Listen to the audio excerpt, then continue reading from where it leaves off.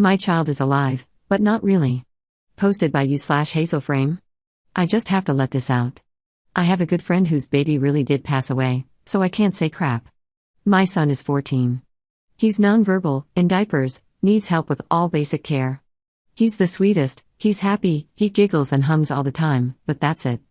And I thought I grieved, but now that he's this age, I can't stop crying. I was big into sports. There are no sports.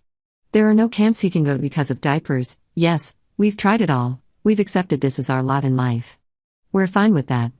There's no homecoming, there are no boyfriends or girlfriends, there's no prom, there's no teaching him how to drive or grounding him for sneaking out. There's nothing. It's like he died in 2009. And I just have the shell. I got to get pregnant once. I got to have one child. And that's it. I'm close to 40 and I got one chance. I was fine ages 2 to now. But now it's real. Now my friends are having babies and my nephew is growing up. I have a perpetual toddler. My life isn't the same as anyone else. I have a great job and career. Support-ish system. My husband said we can adopt and help older kids, but it's not the same. Because my son will be the same age year after year, no matter who we'd adopt or help. I'm stuck. Why am I even building a career? I love my job, but WTF is the point? So I can pay for diapers? I am just beside myself in grief. And yet, he's alive. So how can I complain? Top/relevant comments. Commenter. You are justified in feeling that way. A lot of parents end up abandoning them to institutions, and I wouldn't hold it against him. Ops response. Unless he gets violent, we have just accepted he will live with us till we die. I have a will set up if he outlived us. I'm just completely lost. Thank you for responding. I'm ESDUS and I cannot sleep. Commenter 2. You are totally entitled to feel that way. Sometimes it's just too much and your frustration is easily understood. Taking care of someone 24/7 isn't for everyone, and it takes a very strong person to do that.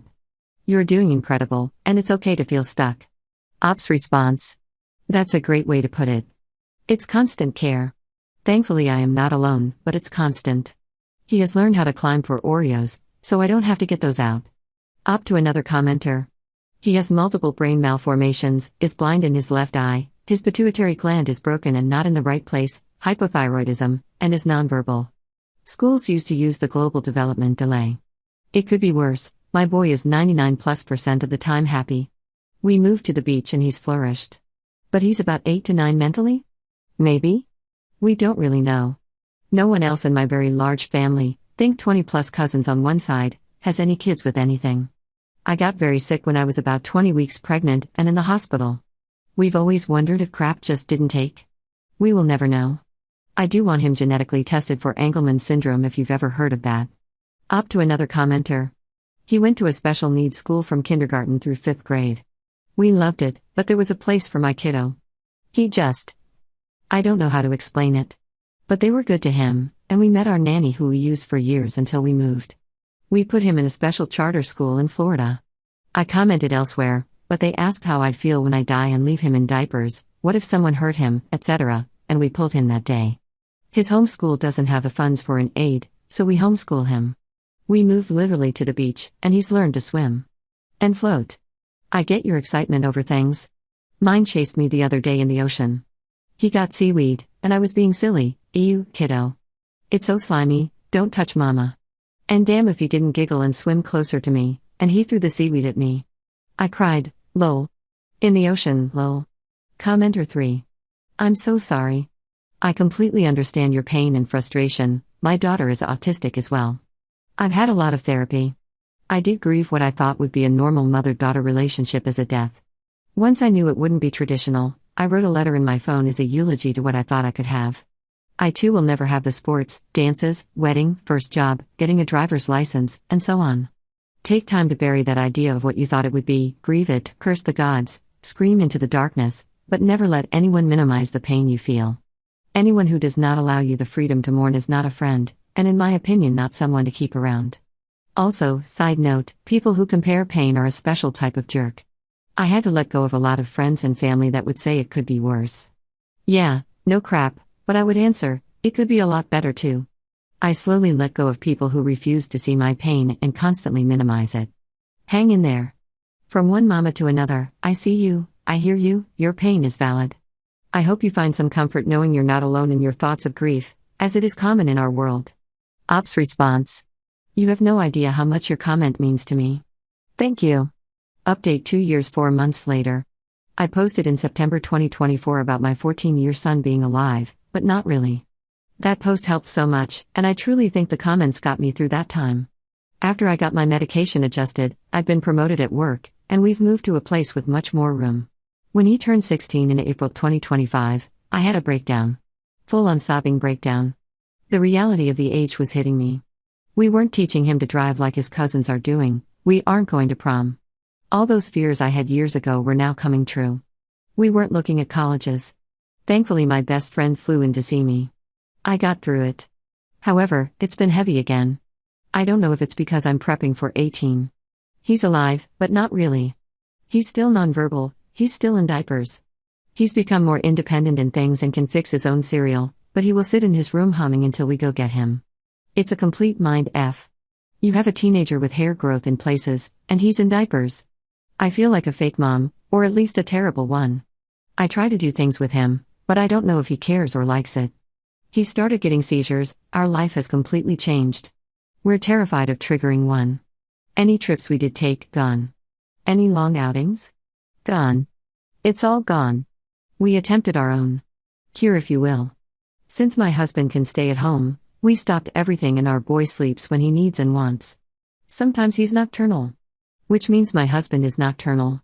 Which means I'll go for most of a day for an entire week not seeing them for more than an hour or so, between my work and my own sleep.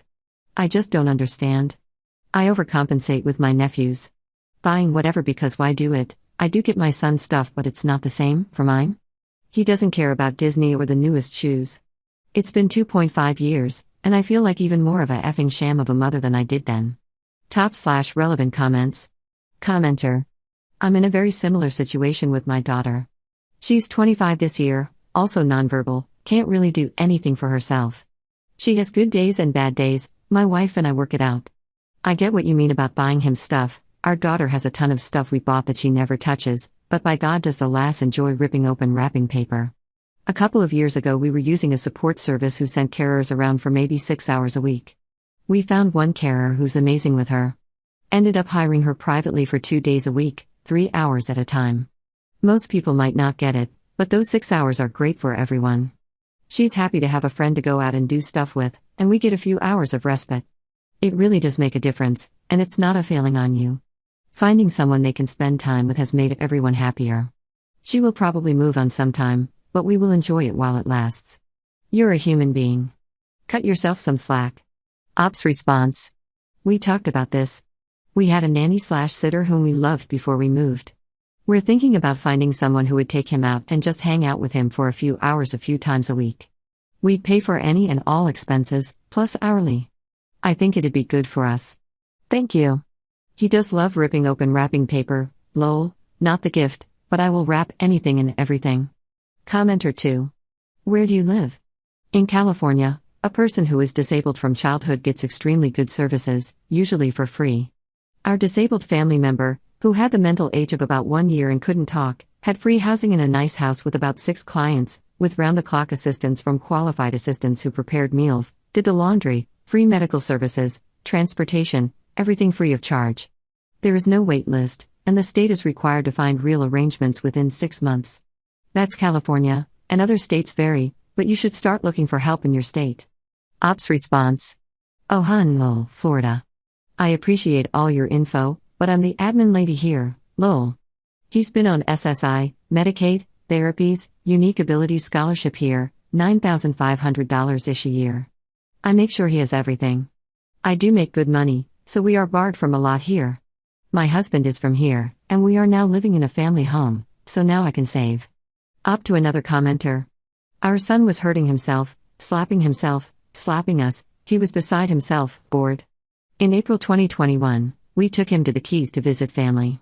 We stopped at a beach town outside Miami, and our boy thrived.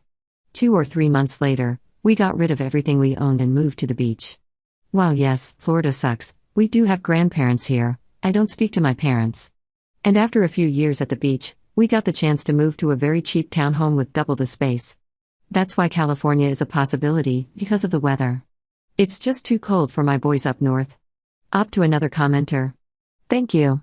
We did consciously decide not to foster, adopt, or have more because this was completely spontaneous.